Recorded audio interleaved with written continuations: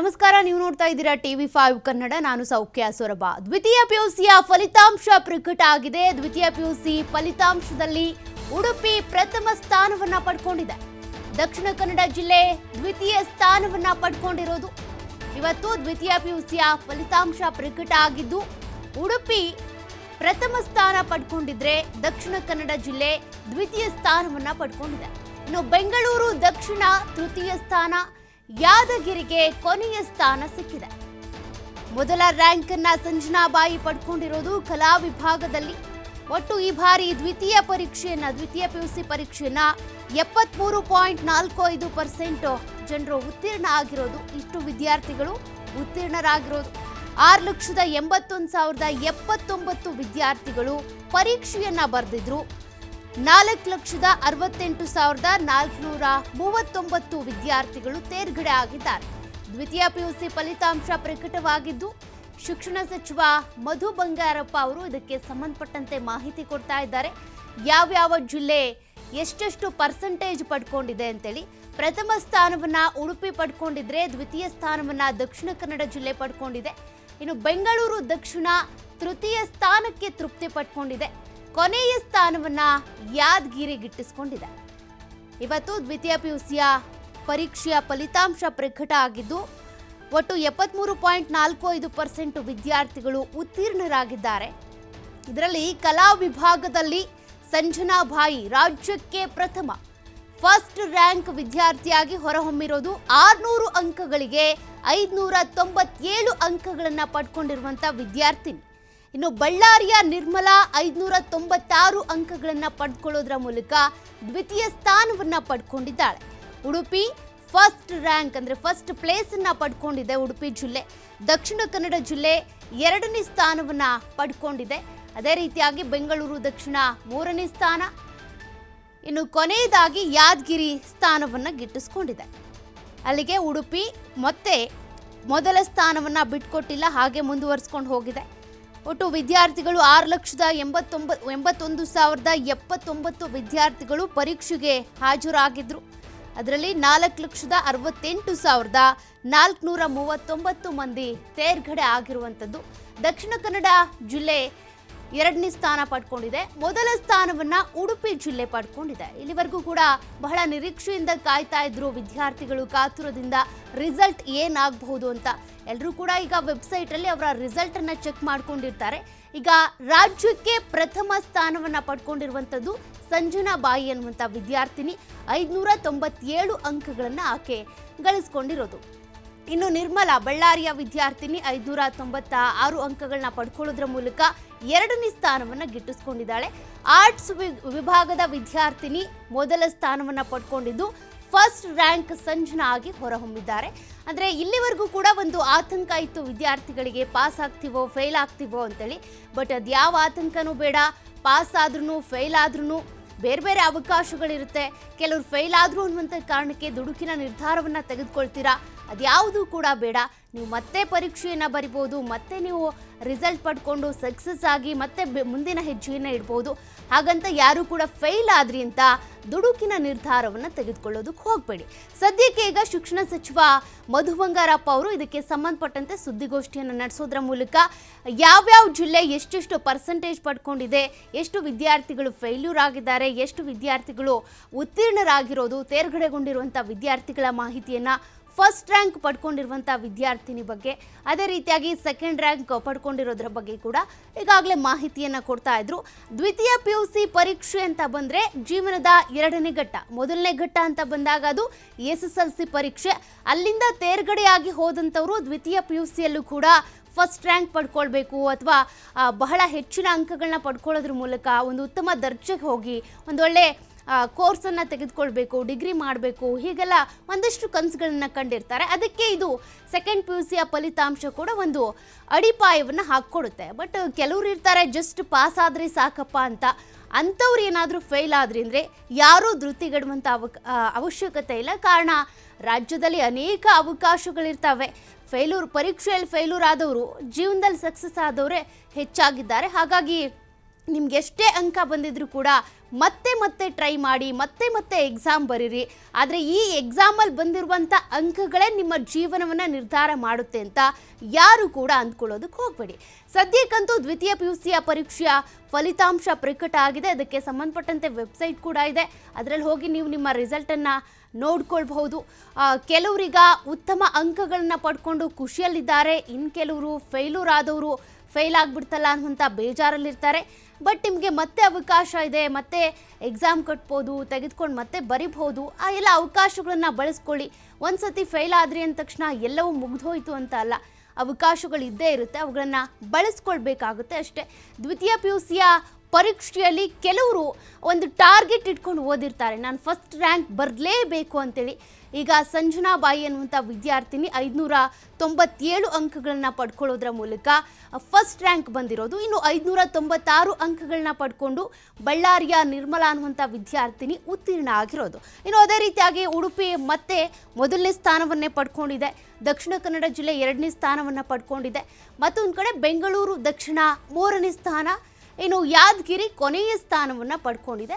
ಅದೇ ರೀತಿಯಾಗಿ ಯಾವ್ಯಾವ ಜಿಲ್ಲೆಯಲ್ಲಿ ಎಷ್ಟೆಷ್ಟು ಪರ್ಸೆಂಟೇಜ್ ಬಂದಿದೆ, ಎಷ್ಟು ವಿದ್ಯಾರ್ಥಿಗಳು ಅಟೆಂಡ್ ಆಗಿದ್ರು, ಎಷ್ಟು ವಿದ್ಯಾರ್ಥಿಗಳು ಫೇಲ್ಯೂರ್ ಆಗಿದ್ದಾರೆ, ಅದರಲ್ಲಿ ತೇರ್ಗಡೆ ಆಗಿರೋರು ಯಾರು, ಅದೆಲ್ಲದ್ರ ಬಗ್ಗೆ ಕೂಡ ಬಧು ಬಂಗಾರಪ್ಪ ಅವರು ಈಗಾಗಲೇ ಒಂದಷ್ಟು ಮಾಹಿತಿಯನ್ನು ಕೊಡ್ತಾ ಇದ್ದಾರೆ. ಆಯಾ ಜಿಲ್ಲೆಯಲ್ಲಿ ಅಂದರೆ ಎಷ್ಟು ವಿದ್ಯಾರ್ಥಿಗಳು ಹಿಂದುಳಿದಿರ್ಬೋದು, ಅಂದರೆ ಅವರ ಶಿಕ್ಷಣ ಮಟ್ಟ ಯಾವ ಮಟ್ಟಿಗಿದೆ ಅನ್ನೋದು ಈ ಒಂದು ಸಂದರ್ಭದಲ್ಲೇ ಗೊತ್ತಾಗೋದು. ಒಂದು SSLC ಪರೀಕ್ಷೆಯ ಫಲಿತಾಂಶ ಪ್ರಕಟ ಆದಾಗ, ಮತ್ತೊಂದು PUC ಪರೀಕ್ಷೆಯ ಫಲಿತಾಂಶ ಪ್ರಕಟ ಆದಾಗ ಆಯಾ ಜಿಲ್ಲೆಯಲ್ಲಿ ಶಿಕ್ಷಣ ವ್ಯವಸ್ಥೆ ಹೇಗಿದೆ, ಮಕ್ಕಳಿಗೆ ಸಾರಿಗೆ ಸಂಪರ್ಕ ಇರ್ಬೋದು ಅಥವಾ ಅವ್ರಿಗೆ ಬೇಕಾಗಿರುವಂಥ ಶಿಕ್ಷಣಕ್ಕೆ ಬೇಕಾದ ಮೂಲಭೂತ ಸೌಕರ್ಯಗಳಿರ್ಬೋದು, ಅವೆಲ್ಲ ಸಿಗ್ತಾ ಇದ್ದಾವ, ಪಠ್ಯ ಪುಸ್ತಕ ಇರ್ಬೋದು, ಮತ್ತು ಶಿಕ್ಷಕರಿರ್ಬೋದು, ಅಲ್ಲಿ ಬೇಕಾಗಿರುವಂಥ ಎಲ್ಲದೂ ಕೂಡ ಸಿಗ್ತಾ ಇದೆಯಾ, ಅದೆಲ್ಲದ್ರಿಂದ ಒಂದು ರಿಸಲ್ಟ್, ಅದೆಲ್ಲದಕ್ಕೂ ಹಿಡಿದಿರುವಂಥ ಕೈಗನ್ನಡಿ ಇದಾಗಿರುತ್ತೆ. ಅದಕ್ಕೆ ಸಂಬಂಧಪಟ್ಟಂತೆ ಈಗಾಗಲೇ ಒಂದಷ್ಟು ಡೀಟೇಲ್ಸ್ ಲಭ್ಯ ಆಗ್ತಾ ಇರೋದು. ಇದು PUC ಅಥವಾ SSLC ರಿಸಲ್ಟ್ ಬಂದಾಗ ಕೇವಲ ಅದು ಮಕ್ಕಳ ಒಂದು ಗುಣಮಟ್ಟ ಅಥವಾ ಅವರವ್ರು ಹೇಗೆ ಪರೀಕ್ಷೆ ಬರೆದಿದ್ರು ಅನ್ನೋದನ್ನು ಮಾತ್ರ ಕಂಡುಹಿಡಿಯೋದು ಅಥವಾ ತಿಳ್ಕೊಳ್ಳುವಂಥದ್ದು ರಿಸಲ್ಟ್ ಆಗಿರಲ್ಲ. ಆಯಾ ಜಿಲ್ಲೆಯ ಒಂದು ಶಿಕ್ಷಣ ವ್ಯವಸ್ಥೆ ಹೇಗಿದೆ, ಆಯಾ ಶಾಲೆಗಳಲ್ಲಿ ಕಾಲೇಜುಗಳಲ್ಲಿ ಉನ್ನತ ಮಟ್ಟದ ಶಿಕ್ಷಣ ಇದೆಯೋ ಇಲ್ವೋ ಅಥವಾ ಕಳಪೆ ಮಟ್ಟದ್ದೋ, ಅದ್ರ ಬಗ್ಗೆ ಕೂಡ ಈ ರಿಸಲ್ಟ್ಗಳು ಒಂದು ರೀತಿಯಾಗಿ ಕನ್ನಡಿಯನ್ನು ಹಿಡಿದಂತೆ ಇರ್ತವೆ. ಹಾಗಾಗಿನೇ ಪ್ರತಿ ಜಿಲ್ಲೆಗಳು ಕೂಡ ನಾವು ಈ PUC SSLC ರಿಸಲ್ಟ್ನಲ್ಲಿ ಫಸ್ಟ್ ಬರಬೇಕು ಅಂತ ನಿರೀಕ್ಷೆಯನ್ನು ಇಟ್ಕೊಂಡಿರ್ತಾರೆ. ಬಟ್ ಅದೇ ರೀತಿಯಾಗಿ ತಕ್ಕನಾಗಿ ವರ್ಕೌಟ್ ಮಾಡಬೇಕಾಗುತ್ತಲ್ಲ, ಅದೇ ರೀತಿಯಾಗಿ ಮಕ್ಕಳನ್ನ ತಯಾರಿ ಮಾಡಬೇಕಲ್ಲ. ಅದರಲ್ಲಿ ಈಗ ಉಡುಪಿ ಮತ್ತೆ ಈ ಒಂದು ಕಿರೀಟವನ್ನು ತನ್ನ ಮುಡಿಗೇರಿಸ್ಕೊಳ್ತಾನೆ ಇದೆ. ಈ ಬಾರಿಯೂ ಕೂಡ ಉಡುಪಿ ಜಿಲ್ಲೆಯೇ ಪ್ರಥಮ ಸ್ಥಾನವನ್ನು ಪಡ್ಕೊಂಡಿರೋದು. 2ನೇ ಸ್ಥಾನ ದಕ್ಷಿಣ ಕನ್ನಡ ಜಿಲ್ಲೆ, 3ನೇ ಸ್ಥಾನ ಬೆಂಗಳೂರು ದಕ್ಷಿಣ, ಕೊನೆಯ ಸ್ಥಾನ ಯಾದಗಿರಿಗೆ ಸಿಕ್ಕಿದೆ.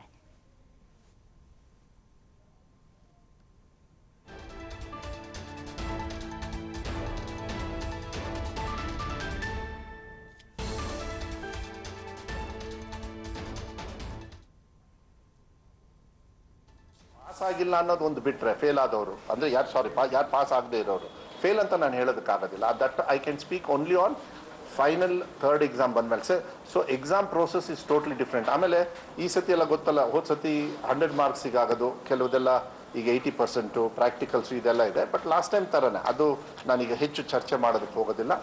ಮಾನ್ಯ ಮುಖ್ಯಮಂತ್ರಿಗಳು ಇಂಪ್ರೂವ್ ಮಾಡೋದಕ್ಕೆ ಏನೇನು ಮಾಡಬೇಕು, ಗೋ ಆಲ್ ಔಟ್, ಸರ್ಕಾರದಿಂದ ಏನು ಸಹಕಾರ ಬೇಕೋ ನಾವೆಲ್ಲ ಮಾಡ್ತೀವಿ ಅಂಥೇಳಿ ಮಾನ್ಯ ಮುಖ್ಯಮಂತ್ರಿಗಳು ನಿನ್ನೆ ಮತ್ತು ಮೊನ್ನೆ ಅವರಿಗೆ ಬ್ರೀಫಿಂಗ್ ಕೊಟ್ಟು ಪ್ರಿನ್ಸಿಪಲ್ ಸೆಕ್ರೆಟರಿ ಅವರು ಮತ್ತು ಅಡಿಷನಲ್ ಚೀಫ್ ಸೆಕ್ರೆಟರಿ ಅವರು ಹೋಗಿ ಕೂತ್ಕೊಂಡು ಎಲ್ಲ ಹೇಳಿದ್ದಾರೆ. ಮಾನ್ಯ ಮುಖ್ಯಮಂತ್ರಿಗಳು ಹೆಂಗೆ ವಿಧಾನಸೌಧದಲ್ಲೂ ಕೂಡ ಹೇಳಿದರು, SSLC ಮಕ್ಕಳಿಗೆ all the best, no grace marks, same thing will follow.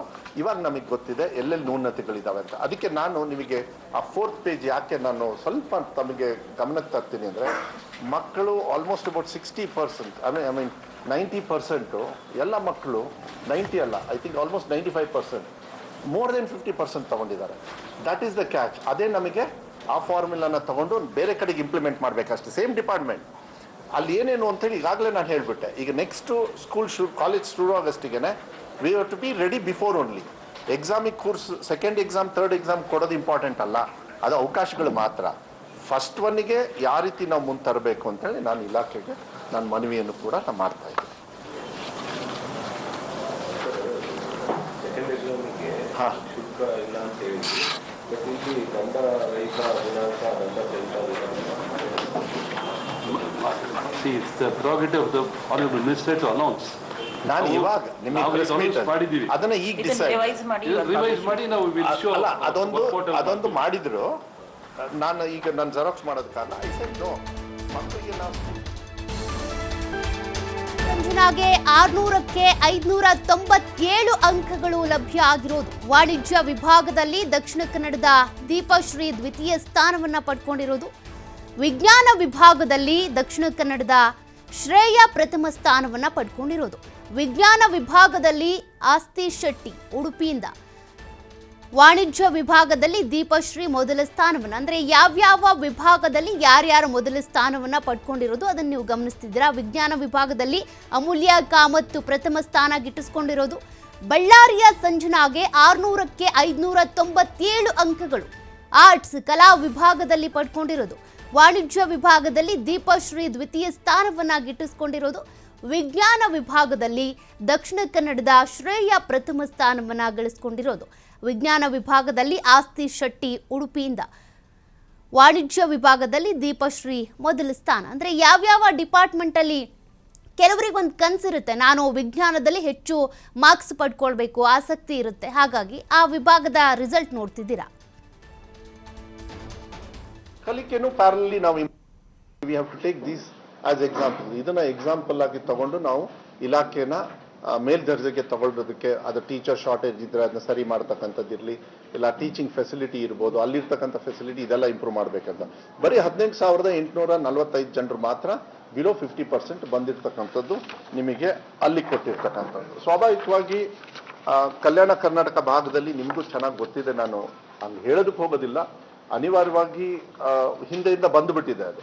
ಆದರೆ ಈ ಸತಿ ನಾವು 5,000 ಕೋಟಿಯಲ್ಲಿ 1,250 ಕೋಟಿ 25% ಅಕ್ಷರ ಆವಿಷ್ಕಾರ ಅಂತ ಒಂದು ಕಾರ್ಯಕ್ರಮದಲ್ಲಿ ಹೋದ ವರ್ಷದಿಂದ, ಅಂದರೆ 2023 ಇಂಟ್ರಿಮ್ ಬಜೆಟ್ ನಮ್ದು ಏನು ಬಂತು ಪ್ಲಸ್ ಹೋದ ಸತಿ ಮತ್ತು ಈ ಸತಿದು ಎಲ್ಲ ಸೇರಿದಾಗ 25% KKRDB ಫಂಡ್ಸ್ನ ಕಂಪ್ಲೀಟ್ಲಿ ಎಜುಕೇಷನ್ಗೆ ಕೊಡಬೇಕು, ಇನ್ಫ್ರಾಸ್ಟ್ರಕ್ಚರಿಗೆ ಕೊಡಬೇಕು, ಅದ್ರ ಜೊತೆಗೆ ಕಲಿಕೆಗೂ ಕೊಡಬೇಕು. ಕಲಿಕೆಗೂ ಕೂಡ ಕೊಡ್ತಾ ಇದ್ದಾರೆ. ನಾವು ಸ್ಟೇಟ್ ಗವರ್ಮೆಂಟಲ್ಲಿ ಕಲಿಕೆ ಕೊಡೋದಕ್ಕೆ ಟೀಚರ್ಸ್ ಇರ್ಬೋದು, ಫೆಸಿಲಿಟೀಸ್ ಕೊಡೋದ್ರ ಜೊತೆಗೆ ಅವರು ಕೂಡ ಕೊಡಬೇಕು ಅಂತ ಹೇಳಿ, ಇನ್ಫ್ಯಾಕ್ಟ್ 25% ಅಲ್ಲ, I think it might have gone to 37-38%, because ಕೆಲವರು ಶಾಸಕರು ಅಂತೂ more than 70-80% they have given only for education. ಅವರಿಲ್ಲ ನಾವು ತುಂಬ ಹಿಂದೆ ಇದೀವಿ ಅಂತ, ಯಾಕೆಂದ್ರೆ ತುಂಬ ಬ್ಯಾಕ್ವರ್ಡ್ ಅಲ್ಲಿದೆ. ಅದನ್ನ ನಾವು ಫಾರ್ವರ್ಡ್ ತರದ್ ಮಾತ್ರ ನಾವು ಮಾತಾಡ್ತೀವಿ, ಯಾಕೆಂದ್ರೆ ಅದನ್ನ ಮೇನ್ ಸ್ಟ್ರೀಮಿಗೆ ನಾವು ತರಲಿಲ್ಲ ಅಂದ್ರೆ ಅದು ಬಹಳ ಕಷ್ಟ ಆಗುತ್ತೆ. ಸರ್ಕಾರದ ಹಣ ನಾವು ಜಾಸ್ತಿ ಅಲ್ಲಿ ಯಾಕೆ ಖರ್ಚು ಮಾಡ್ತಾ ಇದೀವಿ ಅಂದ್ರೆ ಅವನ್ನ ಮೇನ್ ಸ್ಟ್ರೀಮಿಗೆ, ಇನ್ಫ್ರಾಸ್ಟ್ರಕ್ಚರ್ ಅಲ್ಲಿ ನನ್ನ ಪ್ರಕಾರ ನೆಕ್ಸ್ಟ್ 5 years ಅಲ್ಲಿ they'll be on top or equal to other places ನಮ್ಮ ಕರ್ನಾಟಕದಲ್ಲಿ ಎಲ್ಲದೂ ಕೂಡ ನಮ್ಮ ಅಸೆಸ್ಮೆಂಟ್ ಪ್ರಕಾರ. ಕಲಿಕೆನೂ ಪ್ಯಾರಲಿ ನಾವು ಇಂಪ್ರೂವ್ ಮಾಡಬೇಡಿ, ಯಾಕೆಂದ್ರೆ ಈಗ ಮೊನ್ನೆ ಗುಲ್ಬರ್ಗಲ್ಲೂ ಕೂಡ ಕ್ಯಾಬಿನೆಟ್ ಇದಾದಾಗ ಅಲ್ಲಿ ಎಲ್ಲ 80% ಟೀಚರ್ಸ್ನ ಕರ್ನಾಟಕದಲ್ಲಿ ಆಗಲಿಲ್ಲ ಅಂದ್ರೂ ಕಲ್ಯಾಣ ಕರ್ನಾಟಕ ಭಾಗದಲ್ಲಿ ಟೀಚರ್ಸ್ನ ತಗೋಬೇಕು. ಯಾಕಂದ್ರೆ ಟೀಚರ್ಸೇ ಇಲ್ಲದೆ ನನಗೆ ಪಾಠ ಹೇಳ್ಕೊಡೋದಕ್ಕೂ ಸ್ವಲ್ಪ ಕಷ್ಟ ಆಗ್ಬಿಡುತ್ತೆ. ಎಲ್ಲ ಟೈಮು ನಾವು ಅತಿ ಶಿಕ್ಷಕರನ್ನ ತಗೊಂಡು ಮಾಡೋದು ಅದು ಒಳ್ಳೇದಲ್ಲ ಅದು. ಅದಕ್ಕೆ ಮಾನ್ಯ ಮುಖ್ಯಮಂತ್ರಿಗಳು ನಮಗೆ ತೊಂದರೆ ಆಗಿದೆ ಅಂತ ಹೇಳಿದಾಗ ಎಜುಕೇಷನ್ ಡಿಪಾರ್ಟ್ಮೆಂಟಲ್ಲಿ ಎಸ್ಪೆಷಲಿ 80% ಏನೇನಿದೆ ಎಲ್ಲದನ್ನು ಕೂಡ ನೀವು ತುಂಬಿ ಅಂತ ಹೇಳಿದ್ದಾರೆ. ಇವಾಗ ಜಸ್ಟಿಸ್ ನಾಗಮೋಹನ್ ದಾಸ್ ವರದಿನ ಮೊನ್ನೆನೂ ಕೂಡ ಮಾನ್ಯ ಮುಖ್ಯಮಂತ್ರಿಗಳು ಕೂಡ ಆದಷ್ಟು ಬೇಗ ನಾವು ಇದನ್ನ ತೀರ್ಮಾನ ತಗೊಳ್ತೀವಿ. ನಾನು ಅಷ್ಟೇ ಕಾಲ್ ಫಾರ್ ಮಾಡೋವರೆಗೂ ನಾವೆಲ್ಲ ರೆಡಿ ಮಾಡ್ಕೊಂಡಿದ್ದೀವಿ. ಅವ್ರು ಯಾವತ್ತು ರಿಸರ್ವೇಷನ್ಸ್ ಎಲ್ಲ ಡೀಟೇಲ್ಸ್ ಬಂದ ತಕ್ಷಣ ಮಾರನೇ ದಿವಸನೇ ನಾವು ಟೀಚರ್ಸ್ನ ರಿಕ್ರೂಟ್ಮೆಂಟ್ ಪ್ರೋಸೆಸ್ನ ಭಾಳ ಫಾಸ್ಟ್ ಆಗಿ, not only for college, even for schools and other activities, physical teacher ಇರ್ಬೋದು, ಎಲ್ಲದೂ ಕೂಡ ನಾವು ಮಾಡ್ತಕ್ಕಂಥದ್ದು, ಅಲ್ಲೂ ಕೂಡ ನಾವು ಮಾಡ್ತಕ್ಕಂಥದ್ದು ಜವಾಬ್ದಾರಿನ. ಸೊ ಕಲ್ಯಾಣ ಕರ್ನಾಟಕ ಸ್ವಲ್ಪ ಡೌನಲ್ಲಿದೆ, ಅದನ್ನು ಮುಂದೆ ನೀವು ಬಿಫೋರ್ ವೆಬ್ಕಾಸ್ಟಿಂಗ್ ಮಾಡೋಕ್ಕಿಂತ ಮುಂಚೆ ಮತ್ತು ಇವಾಗ ನೀವು ಲಿಸ್ಟು ಹಿಂದಿಂದೆಲ್ಲ ನೀವು ತಗೊಂಡ್ರೆ ನಿಮಗೆ ಗೊತ್ತಾಗ್ಬಿಡುತ್ತೆ ಅಲ್ಲಿ ಯಾಕೆ ಡಿಫ್ರೆನ್ಸ್ ಅಂತ. ನಾನು ಚರ್ಚೆ ಮಾಡೋದು ಆಸ್ ಎ ಮಿನಿಸ್ಟರ್ ನಂದು ತಪ್ಪಾಗ್ತದೆ, ನಾನು ಜಾಸ್ತಿ ಅದ್ರ ಬಗ್ಗೆ ನಾನೇನು ವಿಶ್ಲೇಷಣೆ ಮಾಡೋದಕ್ಕೆ ಹೋಗೋದಿಲ್ಲ. ಇದ್ರ ಜೊತೆಗೆ ಈಗ ನಾವು ಇನಿಷಿಯೇಟಿವ್ ಬಗ್ಗೆನೇ ಮಾತಾಡ್ತೀನಿ, ಯಾಕೆಂದ್ರೆ ಎಲ್ಲ ಮಾಹಿತಿ ಇದ್ದ ನಿಮ್ಮ ಹತ್ರ ಇದೆ. ನಾನು ಅದಕ್ಕೆ ಫಸ್ಟ್ ಹೇಳಿದ್ದು, ಯಾರ್ಯಾರು ಸ್ಟೂಡೆಂಟ್ಸ್ ಎಕ್ಸಾಮ್ ತಗೊಂಡಿದ್ದಾರೆ ಪಾಸ್ ಆಗಿರೋದು ಮಾತ್ರ ಕೊಟ್ಟಿರೋದು. Since exam write a result upon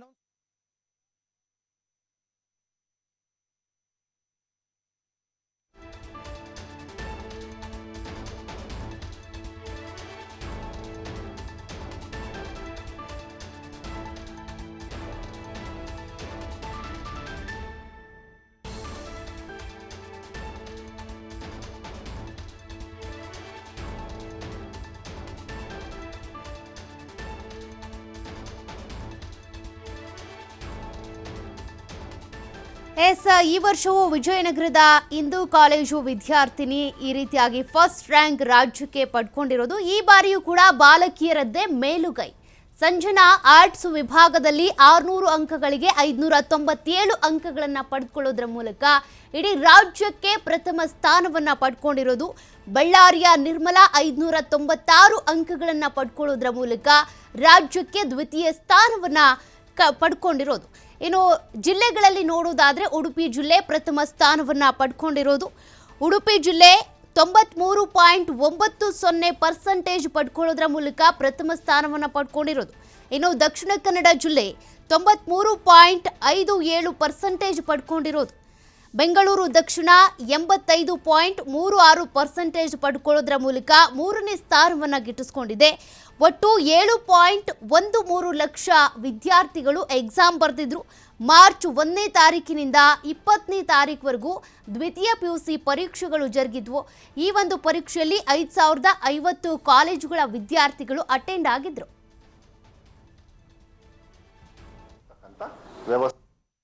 ಆಗಿಲ್ಲ ಅಂದ್ರೆ ದಯವಿಟ್ಟು ವಾಪಸ್ ಬನ್ನಿ ಅಂತ ಹೇಳೋದಕ್ಕೆ ಲಾಸ್ಟ್ ಕಾಲೇಜ್ ಲೆವೆಲ್ ವರ್ಗು ಮಕ್ಕಳನ್ನ ಸ್ಕೂಲಿಗೆ ತರ್ತಕ್ಕಂಥದ್ದು ಯಾವುದೇ ತರಹದ ಅವರಿಗೆ ಬರ್ಡನ್ ಇಲ್ಲದೆ ಎಕ್ಸಾಮಿನೇಷನ್ಗೆ ಬನ್ನಿ ಅಂತ ಕರೆಯೋದಕ್ಕೆ ನಮ್ಮ ಗೌರ್ಮೆಂಟ್ ಫೋರ್ಸಸ್ಸು ಅದರ್ ದನ್ ಮೈ ಡಿಪಾರ್ಟ್ಮೆಂಟ್ ಫುಲ್ ಫೋರ್ಸ್ ಆಗಿ ನಾವು ಉಪಯೋಗ ಮಾಡಿ ಅವ್ರನ್ನ ಎಕ್ಸಾಮಿಗೆ ಕರೆಸ್ತಕ್ಕಂಥ ಅವರಿಗೆ ಟೀಚಿಂಗು ಅಷ್ಟೇ ಪ್ಲಸ್ ಎಕ್ಸಾಮಿಗೆ ಬರ್ತಕ್ಕಂಥ ವ್ಯವಸ್ಥೆನ ನಾವು ಮಾಡಬೇಕು ಅಂತೇಳಿ ನಾವು ಅಂದ್ಕೊಂಡಿದ್ದೀವಿ.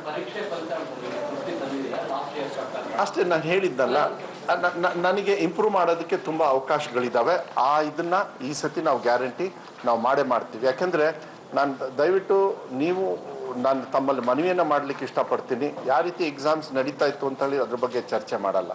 ಈ ಸತಿ ಎಕ್ಸಾಮಿನೇಷನ್ನ ಚೆನ್ನಾಗಿ ಮಾಡಿದ್ದೀವಿ. ಮಕ್ಕಳಿಗೆ